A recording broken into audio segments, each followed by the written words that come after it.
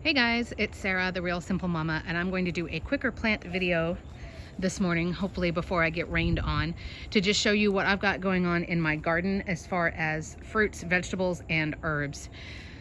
This is something that I've had a passion for before the pandemic started, but I know a lot of people are panic buying things, thinking if they buy tomato plants or fruit trees that they're going to have food in the next few days, and that's not how it works.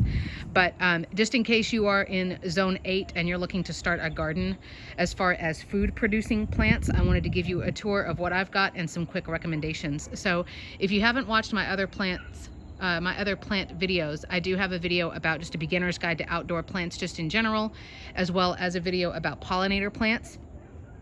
And then I'm going to be doing shortly a tour of my indoor plants, which is succulents and other things like that. So the first thing that I would suggest is that you go to the U.S. Department of Agriculture, the USDA website, and you figure out what zone you live in. For example, I'm in South Texas, so I am in zone 8. Knowing what zone you're in will give you an idea of what plants are going to be hardy and do the best in your climate, in your environment, that type of thing. And that way you're just buying things that are appropriate. You would hope that your nurseries, your local plant stores, would have the plants that are appropriate for your area, but sometimes they'll sell you anything because, money. So what I wanted to show you is give you just some general tips if you are getting plants to feed your family. So first of all, like I said, know your zone, and then know what direction your house faces. And I've said this in my other videos too, because most of the food producing plants, whether it's an herb or a vegetable or a fruit, they're going to need full sun, at least 6 hours of sun. So that means they could be in the shade for part of the day, but the more full sun you can give them, the better, because they need that sun essentially as energy to make your food. So they will flower more and they will produce more better tasting food if they get more sun. So in my zone, I wanted to give you a quick tour of what I've got. This is these two plants right here. Those two pots are full of different wildflower seeds. There are flowers that are recommended that you get along with your vegetables, even if you don't eat marigolds, for example. That's a good example, because they will attract pollinators over to your plants, because of course if you don't have pollinators, then you don't get any fruit or any produce. So marigolds are really good. Those are morning glories in there that I'm going to transport to another part of my yard. But marigolds, daisies, cone flowers, you can look up flowers, and those unfortunately are usually annuals, which means they will die every year, but you can have them around the border of your garden bed or just interspersed in between to help attract pollinators like bees to where you are. This is a mixed green plant. I've got the Big Snapper, which is the new tomato hybrid that grows really well in Texas. Tomatoes are a member of the nightshade family, so you do want to keep them away from any animals that would eat them. Even if the animal can eat tomatoes, like my chickens, they cannot eat the plant. Tomatoes are a very weak plant in the sense that they will only last for, you can maybe get them to last for a season and a half, stretch them a little bit longer than a year, but that's it. And their stems are very weak, which is why already around my guys, I've already got my tomato stakes or my tomato guards. And what's going to happen is as that plant grows, you can see they're sort of already leaning on it, but that tomato guard will help support the weight of the plant, especially as they grow those tomatoes. Then I have my herbs are here in the front row. My lavender, who hasn't been doing really well for some reason, this lemon balm has like exploded, and this is chamomile. And these herbs also really like full sun.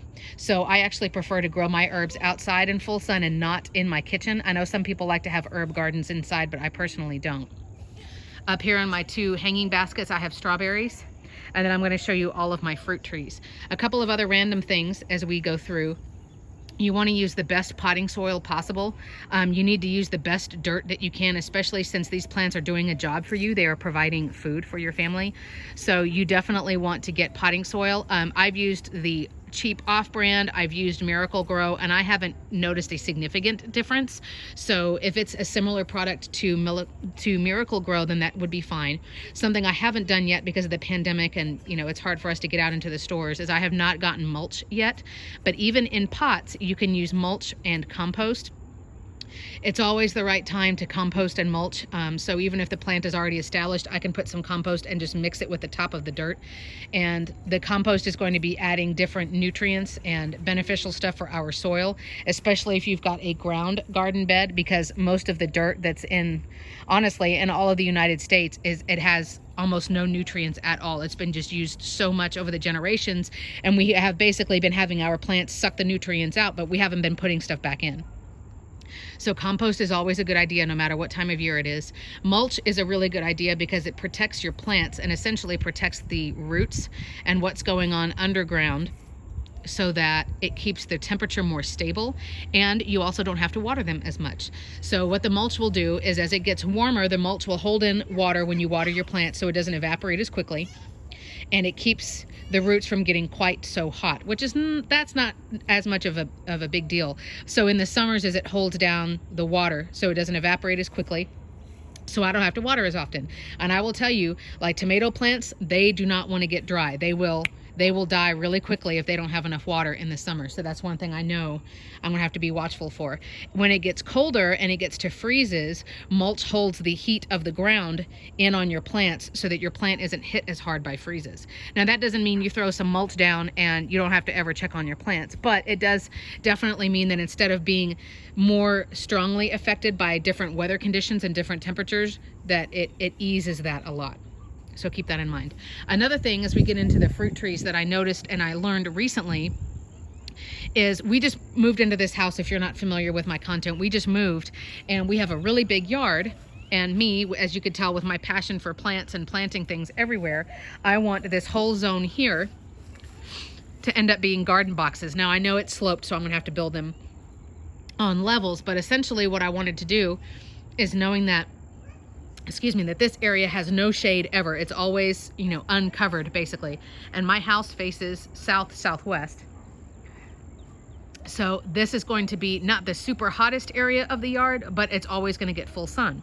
So I wanted to put my stuff over here, and I thought, well, I'm not going to be able to build my garden boxes for another season. And when I do, I'll do some videos about how to build those above ground garden boxes and the strategies that I've got for those, for building an irrigation system and having them, with walkways in between and all that stuff. But originally I debated on, well, I've got these fruit trees and I'm buying more every season. Where should I plant them? Like, where should I put them in the ground? And I learned that if you buy a big pot, and we're talking like at least 18 inches in diameter, which is what those blue ones are. This one is actually bigger and that one is actually bigger, I think. But that fruit trees will produce more if they are root bound. And root bound is when you pull a plant out of its pot and the roots, you can see them, they're exposed and they're kind of like wrapped around, like, help me. It's kind of like wearing shoes where your toes are squished a little bit.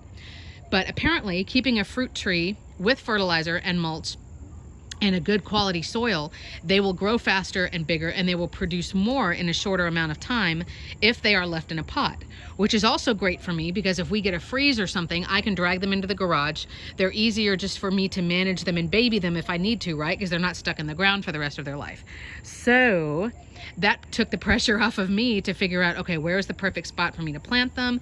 I also learned that if you plant any kind of fruit producing tree, not just citrus, but any fruit tree, that they really, throughout their life, they need to be 15 feet apart from anything else so that they get 15 feet of, I get all the nutrients in that whole area.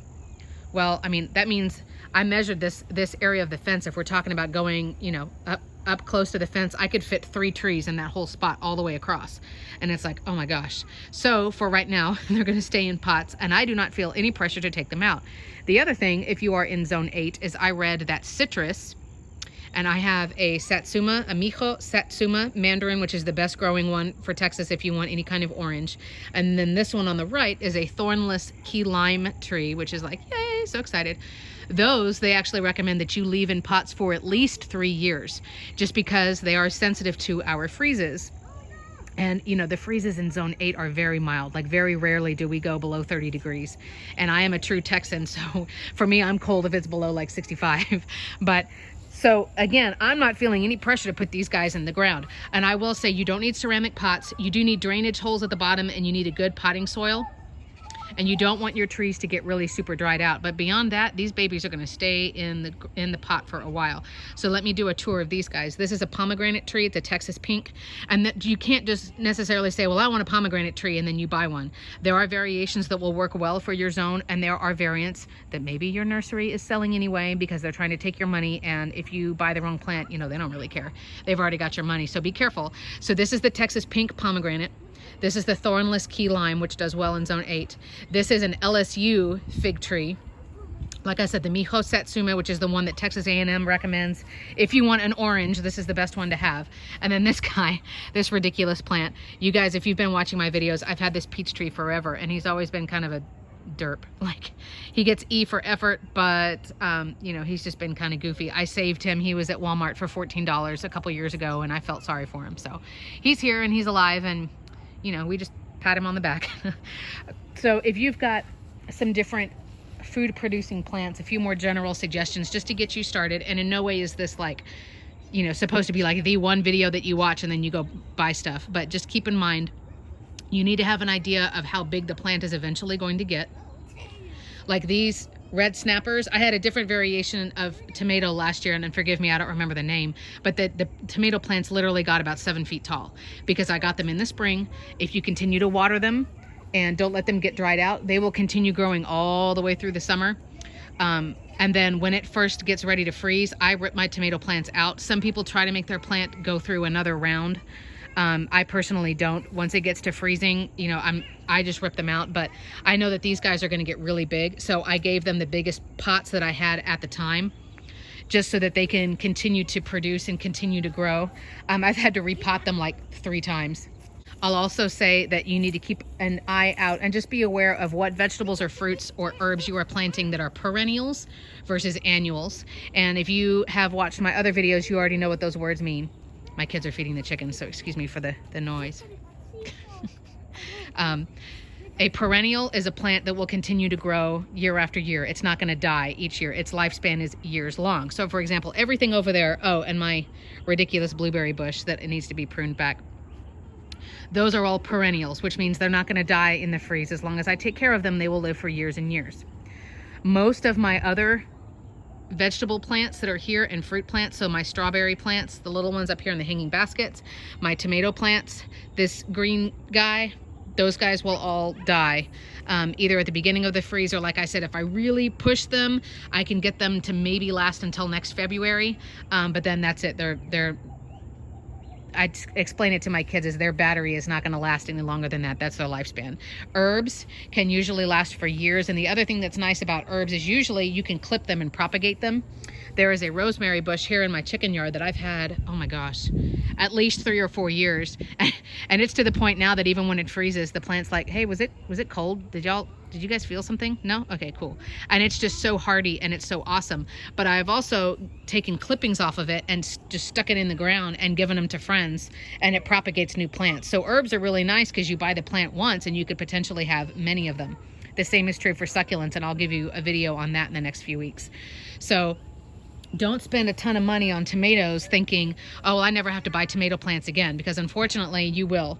And if you want to start in seeds with these guys, if you're going to take, you know, for example, I'm going to take one of the tomatoes and I'm going to get the seeds out, I'm going to dry the seeds, and then I'm going to start my new seedlings. You want to start that really early. If you buy your little baby plants from a nursery, then of course that's going to be a month or 2 later. So you just kind of need to know the timeline, and that's very much dependent on where you live and what works where you are. Really easy plants to start with. Bell pepper plants, I just don't buy them because our whole family hates bell peppers. But bell pepper plants are really easy. Tomato plants are really easy. Like I said, as long as you give them a big enough pot and you water them, you know, pretty much every day, you water them often enough, then they will be good. A lot of herbs are really easy. All of the mints are easy. There's a chocolate mint variation. There's an orange mint variation. There's all different kinds of spearmint and peppermint variations. Those plants are easy to start with. Strawberry plants are easy. And we've also got other herbs, like I said, like rosemary. As you could tell, my lemon balm is doing just fine. But just grab some things. And the last couple of tips that I've got for you is you're going to want, on any of the perennials, you're going to want to refertilize, remulch, recompost every year. If it's a baby tree, for example, a perennial, again, a plant that's going to last for years, but if it's one